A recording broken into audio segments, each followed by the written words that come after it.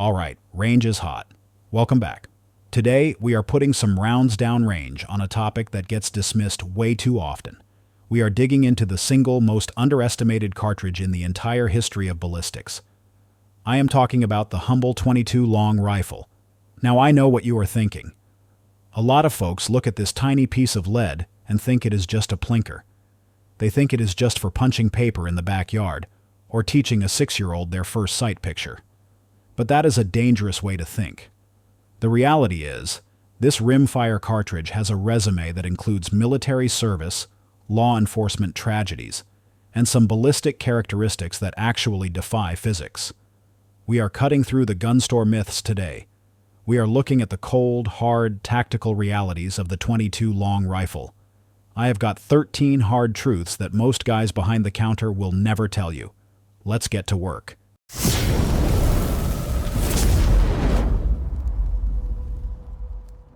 Number 13. The panic buy. Phenomenon supply chain economics. Kicking off our list at number 13 is a hard lesson that every single American gun owner has had to learn the hard way over the last 15 years. The 22 long rifle is always the very first thing to vanish when society gets a little shaky. Now, you might think this is just because preppers are hoarding it to survive the end of the world. But the actual reason is cold, hard economics. This is a volume game. Manufacturers operate on razor-thin margins when it comes to rimfire ammo. When a panic hits, whether it is an election year or global instability, the demand for defensive centerfire rounds like 9mm and 5.56 NATO goes through the roof. Since those defensive rounds have a much higher profit margin, factories will literally shut down their rimfire production lines. They have to retool them to pump out the big stuff. They stop making the cheap rounds to focus on the expensive rounds. There is also a psychological factor at play here that we call the brick effect. If you have $20 in your pocket during a panic, you can buy maybe one box of 20 rounds of 5.56. That does not feel like enough to protect your home. But that same $20 buys you a brick of 500 rounds of 22 long rifle. Walking out of the store with 500 rounds makes you feel significantly more prepared, even if the caliber is smaller. That is why the shelves go bare overnight. It is not just demand. It is manufacturing logistics and human psychology working against you. Number 12. The bugout logistics weight ratios. Coming in at number 12 is a reality check for the survivalists and the preppers in the audience.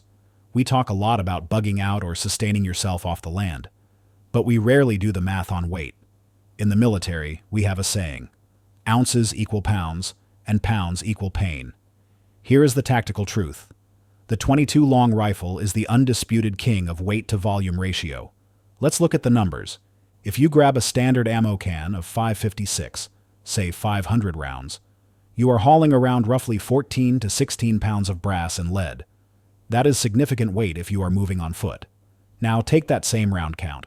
500 rounds of 22 long rifle. It fits in a single cardboard brick that is smaller than a sandwich, and it weighs a little over 3 pounds. That is a massive force multiplier. You can literally carry 1,000 rounds of 22 in a cargo pocket and not even feel it. If your goal is gathering food, taking squirrels, rabbits, or grouse, carrying a Ruger 1022 takedown and a brick of ammo gives you a year's worth of hunting capability. And you get all that for less weight than 3 loaded magazines of 5.56. For long-term sustainment, the 22 is not a toy. It is a logistical masterpiece. Number 11. Suppressor superiority. Gas dynamics. Moving on to number 11, we have a truth that will change the way you look at NFA items. The 22 long rifle is without a doubt the absolute best suppressor host on the planet. And here is the kicker. You usually do not even need to buy expensive subsonic branded ammo to get movie-quiet results. Here is the physics lesson. The crack you hear when a gun goes off is actually 2 sounds. First, the explosion of the powder. Second, the sonic boom of the bullet breaking the sound barrier. Most centerfire rounds like 9mm or 5.56 are supersonic. So even with a suppressor, you still get that loud crack downrange. However, standard velocity 22 ammo, the cheap stuff like CCI Standard, usually runs right around 1,070 feet per second. When you fire that out of a shorter barrel, like a 4-inch pistol or a suppressed bolt action, it often stays below the speed of sound naturally. This means you eliminate the sonic boom entirely. All you hear is the firing pin clicking and the bullet whacking the target. It is Hollywood quiet. If you want to train in your backyard without the neighbors calling the cops, a suppressed 22 is the only tool for the job. Number 10. The ricochet hazard ballistic behavior. Next up is a safety briefing that could save your life or the life of the buddy standing next to you. We need to talk about ricochets.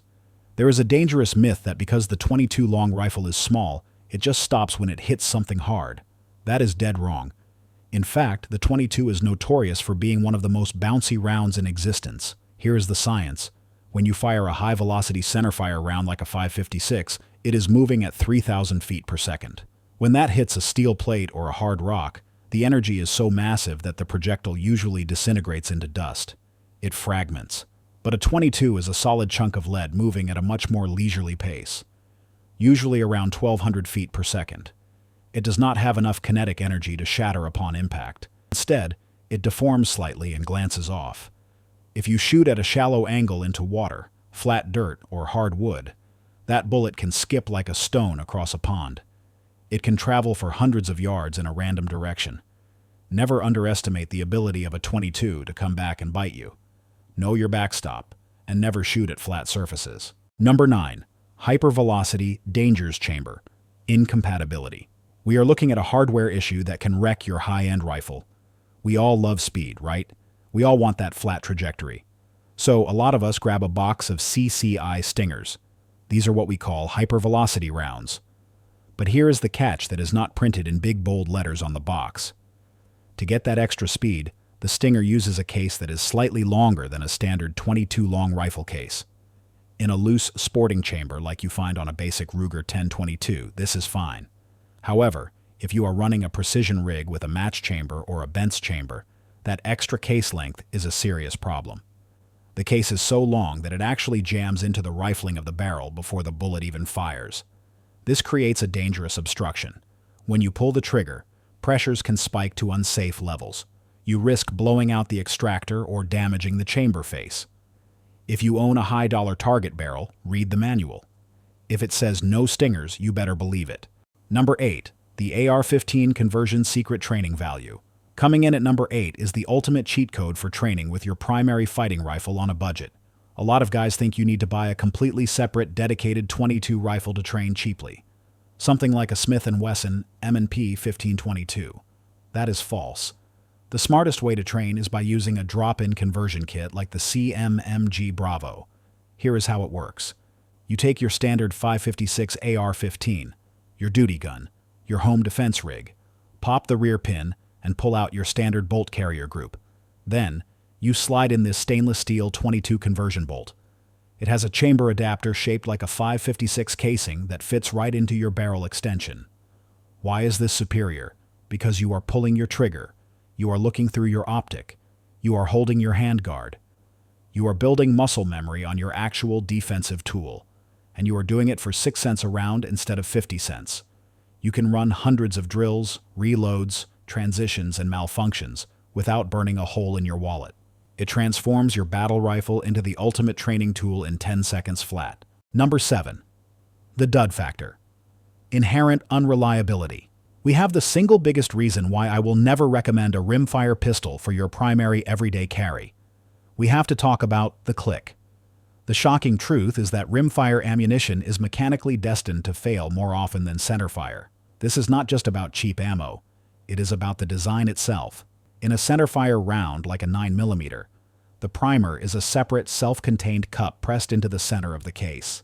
It is precise and reliable. But in a rimfire cartridge, the priming compound is a wet paste. It gets dropped into the case and spun outwards by a centrifuge to coat the inside of the rim. This process is imperfect. Sometimes you get a bubble. Sometimes you get a gap in that priming compound. When your firing pin smashes that section of the rim, it hits brass, but no primer. You get a click instead of a bang. In a target match, that is annoying. In a self-defense situation, that silence is deadly. No matter how good the gun is, the ammo has an inherent failure rate that you simply cannot trust with your life. Number 6. Ratshot Utility Pest Control. At number 6, we have a specialized load that turns your standard 22 pistol into a pocket-sized shotgun. I am talking about rat shot, specifically the CCI shot shells. Instead of a solid lead bullet, these casings are topped with a blue plastic capsule filled with tiny number 12 lead birdshot. Now, do not get it twisted. This is not for self-defense against bad guys. If you shoot an attacker with this, you are just going to make them extremely angry. But for trail use, this stuff is worth its weight in gold. If you are hiking in snake country or dealing with rodents in the barn, rat shot is devastatingly effective at close range. I am talking 5 to 8 feet.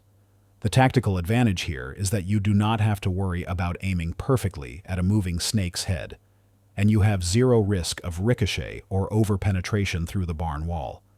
Just keep in mind, these rounds do not generate enough recoil to cycle the slide.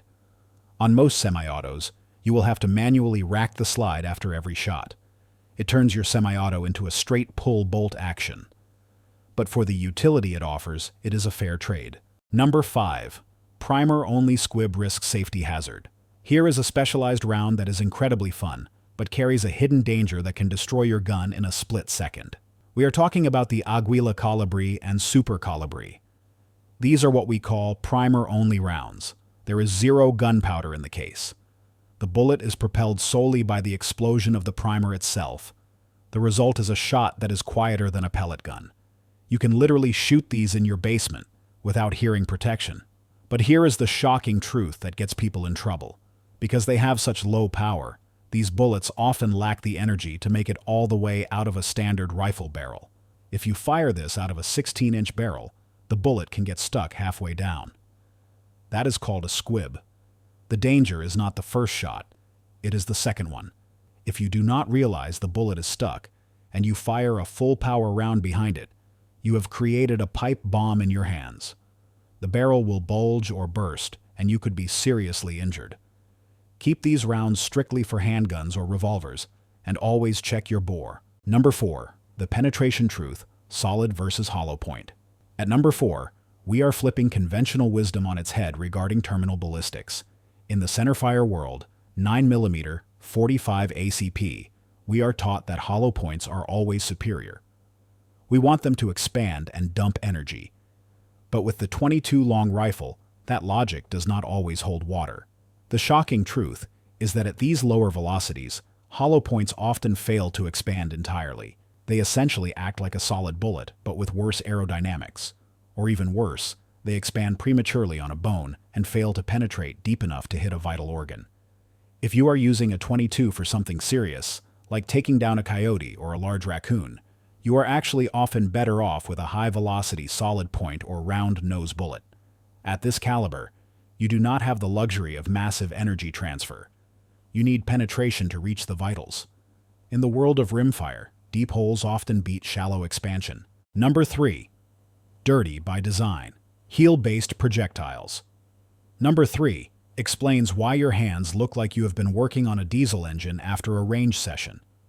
The .22 long rifle is without a doubt the filthiest cartridge in common use today, and it is not just because it is cheap, it is dirty by design. Here is the technical reason. The .22 uses what we call a heeled bullet. This means the bullet is the same diameter as the brass case. Because of this, the lubrication cannot be hidden inside the case neck like on a modern rifle round. The wax or grease lubricant has to be smeared on the outside of the bullet. That sticky wax is a magnet for pocket lint, dust, and grit. When you fire the gun, the heat vaporizes that wax and mixes it with unburnt powder and carbon. It blasts a sludge back into the action of your firearm. This rimfire crud is the #1 cause of malfunctions in semi-automatics. It is the price we pay for a 150-year-old design. Number 2. The North Hollywood Shootout Tactical Failure. At our runner-up spot, number 2, we have a grim history lesson that changed American law enforcement forever. We are talking about the infamous North Hollywood Shootout of 1997. During this 44-minute gun battle, heavily armored bank robbers were trading fire with the LAPD. One brave officer, finding himself outgunned, actually engaged the suspects with a backup gun, a small revolver chambered in .22 long rifle. The result was tragic, but predictable. The small lead projectiles were completely ineffective against the heavy body armor worn by the attackers. They simply bounced off or flattened against the plates. This event was a brutal wake-up call. It was the catalyst that put 5.56 patrol rifles in police cruisers across the nation. It stands as a permanent reminder. The .22 is a tool for training, not for a gunfight. Number 1. The lethality paradox terminal ballistics. And finally, at number 1, we have the ultimate contradiction. After telling you about its failure against armor and its reliability issues, the number 1 truth is that the .22 long rifle is surprisingly, terrifyingly lethal. We often call this the assassin's paradox. While it lacks the raw stopping power to knock a threat down instantly, the wound channels it creates are nasty. Because the bullet is slow and light, it is highly unstable. When it hits soft tissue, it does not just punch a clean hole like a high-velocity FMJ. Instead, it tends to tumble and yaw immediately upon entry. Even scarier, if it hits a bone, like a rib or a skull, it often does not have the energy to punch through the other side. So, it deflects. It bounces. It can enter the chest, hit a rib, and turn 90 degrees to tear through a lung or the heart. Surgeons will tell you that tracing the path of a .22 inside the body is a nightmare. It demands your absolute respect every single time you pick it up. The .22 long rifle. It is older than the telephone, dirty as hell, and still the most popular round in the world for a reason. Whether you are prepping for the worst or just plinking on a Saturday, know your gear. If you enjoyed this deep dive, make sure you smash that like button. Subscribe to the channel so you do not miss the next briefing. And drop a comment down below. What is your go-to .22 setup? I want to hear from you. Stay safe and stay sharp.